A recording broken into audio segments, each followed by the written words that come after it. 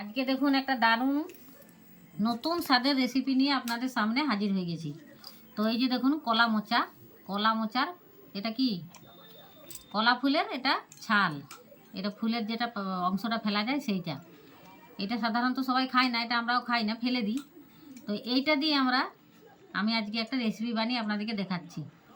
এই যে দেখুন এই যে কচি কচি অংশগুলো আমি নিয়ে নেবো, এই যে কচি অংশগুলো আমি নিয়ে নিচ্ছি।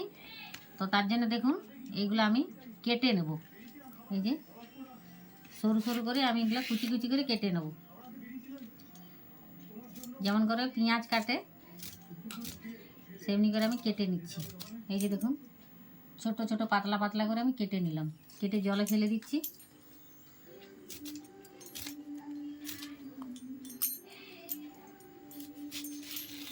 চপ বানাবো সেটা আপনাদেরকে দেখাচ্ছি। মোচাটা কেটে নিয়েছি, দেখুন ছোট ছোট করে কেটে নিয়েছি। মোচার এই ফুলটা মানে পাতাটা যেটা বলে, এই যে এই অংশটা আমি কেটে নিয়েছি।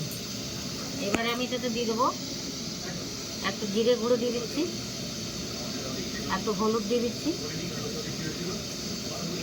আর একটু লঙ্কার গুঁড়ো দিচ্ছি, আর একটু চাল আমি বেটে রেখেছি, একটু চাল দিচ্ছি। এই যে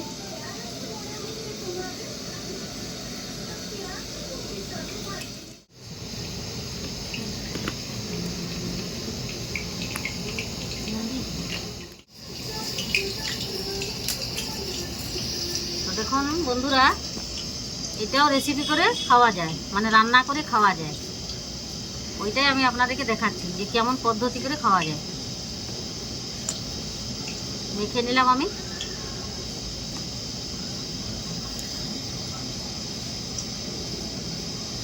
এখন আমি সাদা তেল দিয়েছি, তেল আমার গরম হয়ে গেছে।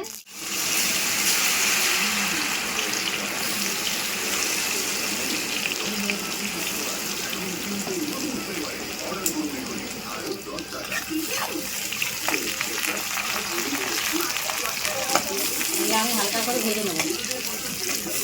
হয়ে গেছে দেখুন, আমি এটাকে একদম ডিপ ফ্রাই করে নিলাম, মুচমুচে একদম খাস্তা, কি সুন্দর হয়ে গেছে। আমার এই মোচার ছাল ভাজা হয়ে গেছে, দেখুন কি সুন্দর মুচমুচে হয়েছে। তো এটা সস দিয়ে, পেঁয়াজ দিয়ে, লঙ্কা দিয়ে খেতে পারেন।